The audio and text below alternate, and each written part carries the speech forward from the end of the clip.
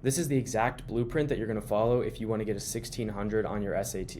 So just a quick disclaimer, I got a 1570 on my SAT, so not a perfect 1600, but I have two things to say about that. First off, I've taken multiple practice exams on Blue Book, which is the most official SAT practice test you can take aside from just taking a real SAT.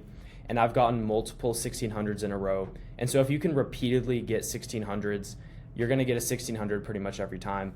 And then second point is that at a certain point, colleges don't care whether you get a 1570 or 1600. I would say past a 1550, colleges don't really see much of a difference in your SAT score, and you'll pretty much have maxed out your SAT, and it'll come down to other factors in your application at that point. So although I didn't get a 1600, I feel pretty qualified to talk about how to get a 1600. And so starting with this blueprint, section 1 is going to be changing your SAT beliefs. And so the first thing we're going to look at is, what is the SAT? So the SAT is an entrance exam that basically all high school students take to go into college.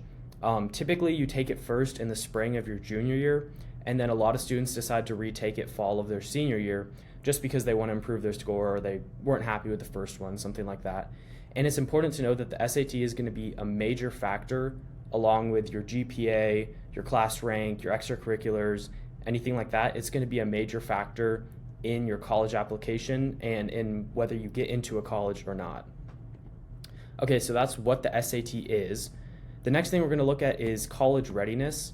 So studying and preparing for the SAT is actually going to be super helpful. I'm in college right now, so I'm experiencing this as I record this video, is that studying for the SAT teaches you how to learn. So when you're learning for the SAT, you're not learning you are learning the math and the reading skills that you need, but a kind of secondary skill that you're getting is that you're learning how to learn.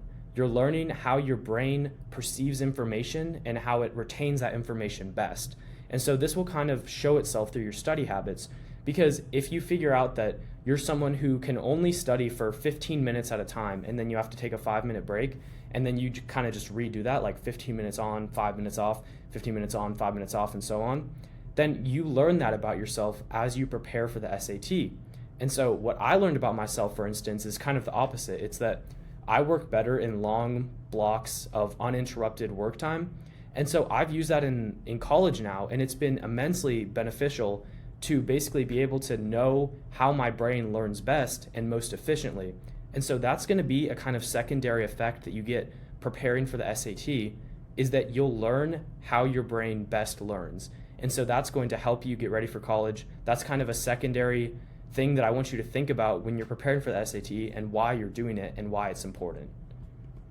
Okay, so that's college readiness. The next thing that we're going to look at is, what is a good score? Because obviously a lot of people would say that they want a 1600 or 1500 or above, but what really is a good score? Well, the truth is that it totally depends on what your goals are. If you're just someone who's trying to be better than average, all you need is a 1060, which is very achievable for most students, most of the time without even having to study. So that's not really what we're going to be looking at today. But technically, if you get a 1060, you got a good score because it's above average, so you did better than the average person. So looking a little bit beyond that, the next step is going to be the top 10% score. That's going to be just if you want to get into a good university or a good college.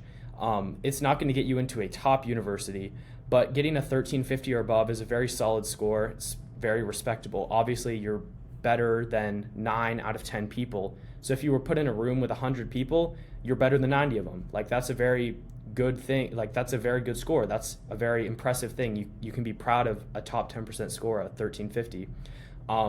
But in this video, I'm going to look at specifically what do you need to do to get a 1600 or at least a 1550 or above, which is a top 1% score. And that's basically the score that's going to, like I said before, it's going to max out your SAT stat in your college application so that you don't have to worry about standardized testing. You can't really do much with your GPA when it comes time to submit your college applications, but at least you know that if you maxed out your SAT, you can just focus completely on other things like your essays, getting your extracurriculars in check, everything else that you need for your college application. And so if you can get a 1550 or above, you're basically set. But this video is called the 1600 Blueprint, so I'm going to look at specifically how you can get a 1600 if that is your specific goal. Okay, now we're moving on to section 2. We already changed our beliefs about the SAT. Now we're going to be looking at changing your SAT identity. So the first step in that is the idea of a 1600 student. So what you need to do is shift your belief from I want a 1600 to I want to be a 1600 student. And so what exactly does that mean? Well, there have been studies done on, for example, people who are trying to quit smoking. And they looked at the people who actually ended up quitting smoking and never going back, and the people who ended up relapsing and going back into smoking. And one of the key differences is that the people who quit for good changed their identity and no longer identified as a smoker.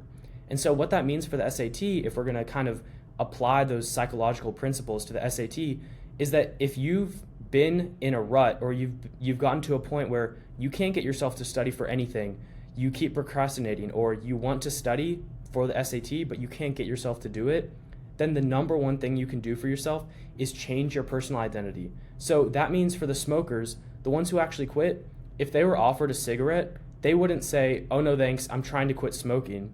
They would say, "No thank you, I'm not a smoker." So you see how there's that difference where instead of telling yourself, "I'm going to study because I want to stop procrastinating," instead you tell yourself, "I'm going to study because now I'm a student who's going to get a 1600. And so a student who gets a 1600, you almost want to identify with that core identity before you actually get your 1600. You want to tell yourself, I am a student who gets a 1600. And from then on, in the future, we're going to look at some of the actual practices you do and how you specifically study for the SAT. But a lot of getting a 1600 comes down to the mental part of the game, not actually learning the content, but getting yourself to sit down and learn the content for hours at a time, for months on end, before you actually take the test and get your 1600. And so that's why we're spending so much time on your beliefs and your identity. But like I was saying, you need to change your identity so that you don't think you could get anything other than a 1600. And like I said, we'll see through the practices how this will actually manifest itself. But what you'll notice is that as you tell yourself, I'm a 1600 student, I'm a 1600 student, you'll start to do the things that an actual 1600 student would do. And so eventually, obviously, if you practice and study every single day just because you're telling yourself, I'm a 1600 student, you're going to end up getting smarter and better at the SAT. And before you know it, you actually will get a 1600. So that's the idea behind this concept, being a 1600 student. The next thing we're going to look at is actually specific goal setting and how you do that specifically for the SAT. And so my equation for this, and this is scientifically proven, or at least scientifically backed, is this. So you're going to do 3 plus the amount of free time that you have on a scale of 1 to 3. So if you have a lot of free time, you'd plug in a 3 for free time. And then if you didn't have a lot of time, you'd do a 1. Somewhere in the middle, you'd put a 2. You're going to multiply that by the improvement that you want, and then you're going to put that over 20 times the number of days until your test. So the improvement is basically how many points you want to go up. So if you've never taken an SAT before, then my guess, if you're watching this video, is that you're probably a slightly above average student at the least. And so when you're finding out what your improvement is going to be, if you've never taken an SAT before, just pretend that you're starting at a 1200 right now. So let's say that your goal is a 1600. You've never taken an SAT before. You're going to plug in a 1200 for like what you think you would get right now without having studied at all. And so the improvement you'd be looking for is 400, like a 400 point improvement. And then for the free time, let's just go through an example. Let's say that you had somewhere in the middle, so let's just plug in a 2 for your free time. And then let's say that you had 100 days until your test. So you do 3 plus 2, which is 5. And then you'd multiply that by your improvement score, so 400. And then you would put this over 100 times 20, which is going to be 2,000. And so when you multiply this out, you're going to see it's just 2,000 over 2,000, which is 1. And basically what this number that you get represents is how many hours you have to study per day to, at least based on what studies have suggested, get this improvement that you want. And so in this case, you need to study for 1 hour a day if you wanted the best odds of getting the improvement that you wanted. Okay, so that's goal setting. Now, the last step in forging your SAT identity is to think about the long game.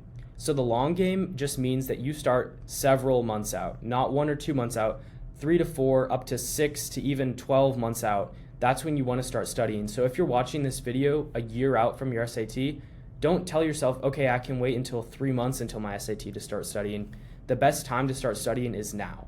And that's true pretty much all the time. Okay, if you're like a sixth grader watching this video, then obviously that's not going to apply to you. But for most people who are watching this video, you want to start months out because time is your friend with the SAT. We're going to look at this with when we talk about like the specific practices and studying for the SAT, but time is your friend because there is proven evidence that the more you study, like literally every hour that you study correlates to a certain score increase. And of course, basically like how fast your score goes up for how much you study is going to be different for different people.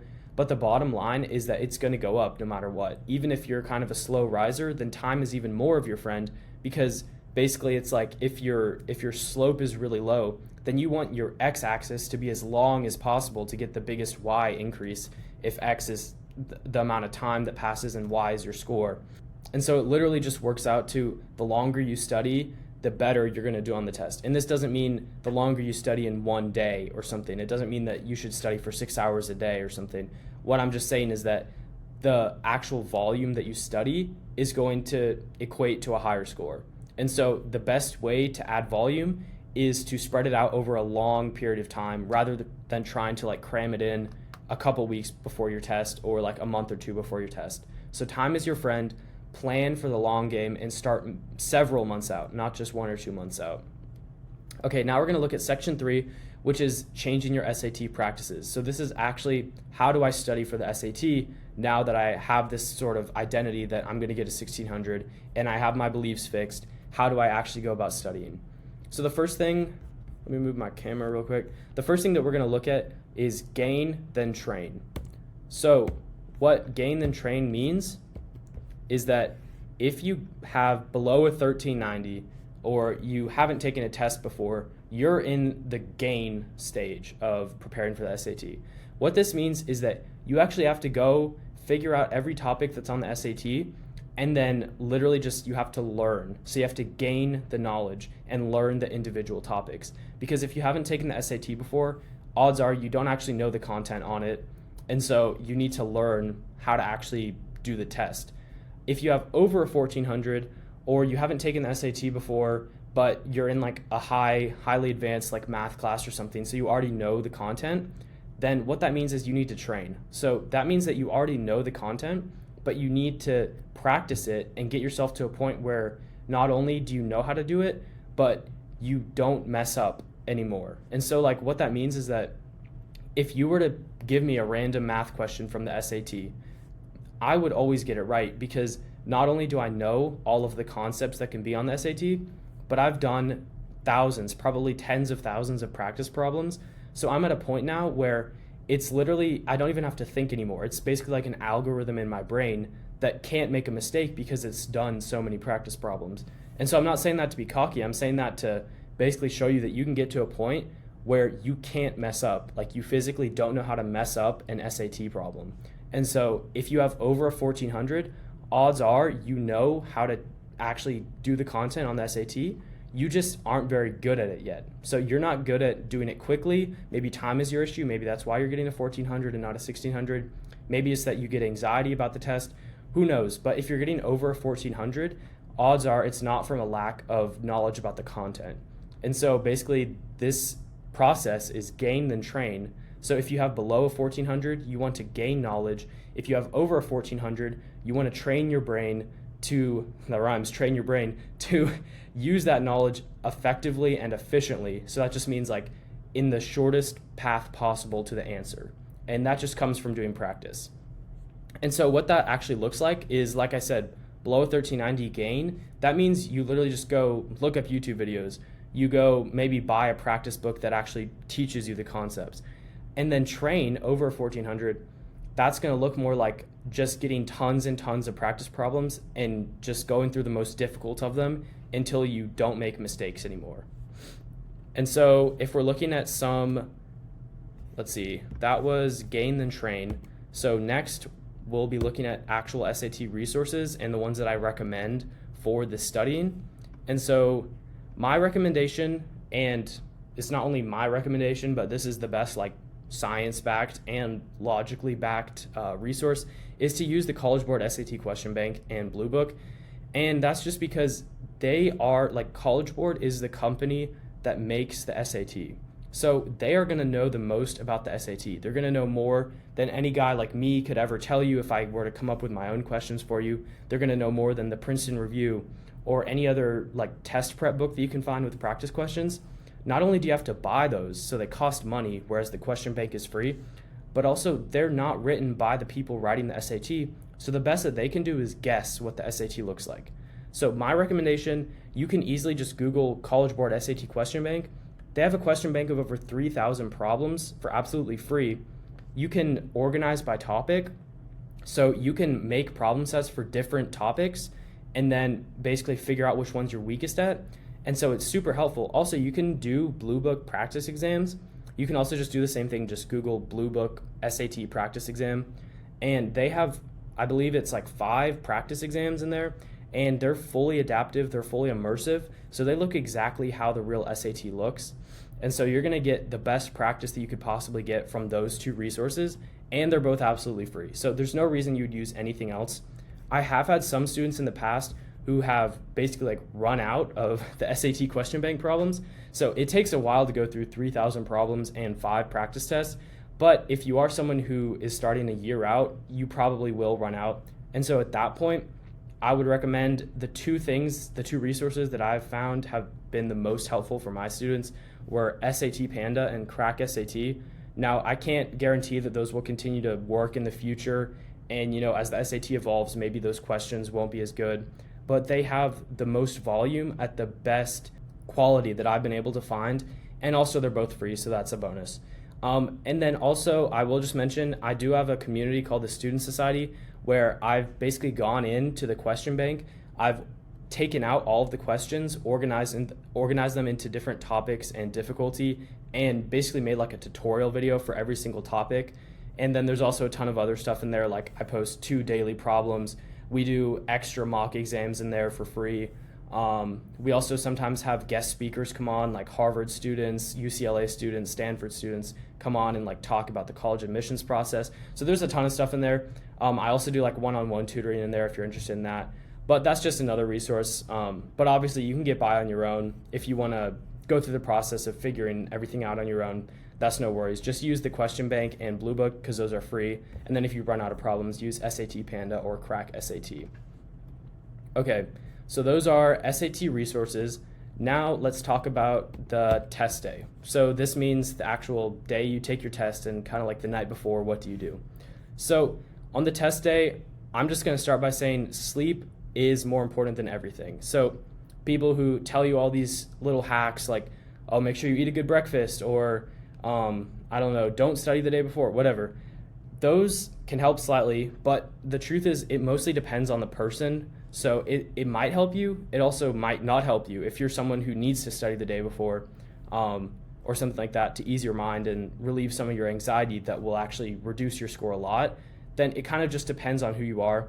But the one thing that will help everybody is getting more sleep, because getting more sleep literally just, it's like a reset for your brain. It's like giving your brain fuel to take on the next day. And it's also going to help you focus a lot. So if you're one of those people who, especially on the reading section, you'll be going through a reading like problem and you'll be like halfway through the passage and you'll realize that you don't even understand what's going on. And so you have to go back, spend another 30 seconds reading through the whole thing again to actually understand it. Sleep is like the #1 determinant of making sure that that doesn't happen. So you want to make sure you get a good night's sleep. That's the most important thing. And then my second point is that studying is fine. A lot of people say you don't want to study for like 24 hours or 48 hours before your test. In my opinion, most people aren't going to be harmed by studying as long as it doesn't impact your sleep. So that's why I said sleep over everything, but then studying is fine. So don't think that you're going to improve your SAT score by studying the night before to the point where you miss out on sleep and then go to your test like tired. That's not going to help anything. But if you already make sure you're going to bed at a good time, I don't see any harm in studying the night before or the morning before your test, just to like refresh maybe some things that usually give you trouble and that you want to refresh yourself so you don't like forget it for the test. I don't see any problem with that. And then aside from sleep, my second like thing that's going to help everybody is caffeine, but that's only going to be if you can handle it. So if you're someone who drinks a coffee and then gets super anxious and like fidgety and freaks out, obviously don't take caffeine. But the same way that sleep helps you focus, caffeine is kind of like sleep in a drink. So you're able to drink caffeine and then immediately feel less sleepy. I see no reason why you shouldn't do that, especially if it's just one time for a test. Like, I get the point of maybe not trying to have caffeine every single day. Maybe it can have some harmful effects over a long period of time. But the bottom line is drinking it once for a test that's going to basically determine the rest of your life, whether you get into a good college or not. I think that's a very respectable time to drink caffeine, even if you don't usually have it. But obviously, like I said, only do that if you can handle it. If you've never had caffeine before, don't drink it the first time on your SAT. I mean, unless you're just like a menace to society or something, don't drink caffeine for the first time on like the most important test of your life. But if you've had caffeine before, you know you can handle it. That's basically like getting a good night's sleep, but just in a cup that you can drink in 5 minutes. So super beneficial. Okay, so that's everything you do on the test day. So the final step now is to celebrate your score, right? Because at this point, you've gotten a 1600. Like, that's pretty awesome. So to celebrate your score, first thing you should probably do is tell your parents. They'll be super proud. They'll be super excited for you. When I like texted my dad that I got a 1570, my mom said that he started crying, and my dad like never cries. So first thing I would do is tell your parents. They're going to be super excited. Second thing you can do is post. So I know that usually it's kind of maybe seen as a little cringe or weird to like post your SAT score. But if you are in my community, the the Student Society, there's actually literally a tab where people post their scores like 1500 plus or 1600s. And so if you're in my community, you'll be able to post and then everyone will basically be like, oh yeah, good job, whatever, blah, blah. So it gives you kind of an extra outlet to celebrate your score. Another thing you can do is you can actually go into SAT tutoring if you do well enough, right? Like if you get above a 1500 and you're in my community, I'll actually let you fill out an application to be a tutor in our community. And even if you don't want to do that in my community, if you do super well on the SAT, it's a great way to make money. If you just decide you want to start tutoring for the SAT, like tutoring some of the younger kids at your school, I was already tutoring for the SAT when I was still in high school. So there's no reason you can't start doing that. And that's a great way to actually, you know, you got your good SAT score, which is awesome because you're going to a great college now. But there's also other benefits, like now you have a good SAT score, so you can use that as evidence that you can tutor other students, and then you can start making money from a good SAT score right off the bat. So that's super cool. Okay, so that is celebrating your score, and that's it. You got a 1600, and you did that just by following this blueprint. There's nothing else you have to do. It's literally as simple as this video. And so if you got through this video and you watched it, followed the steps, got a 1600, then come back later, like save this video, come back later, comment that it worked and you got a 1500 or above or a 1600 or whatever your score is, and let me know, because it's super exciting to hear from students who improved from my YouTube videos. And so if this helps you, come back when you get your good score and comment, tell your success story. But that's it. Just follow this blueprint. You'll get a 1600.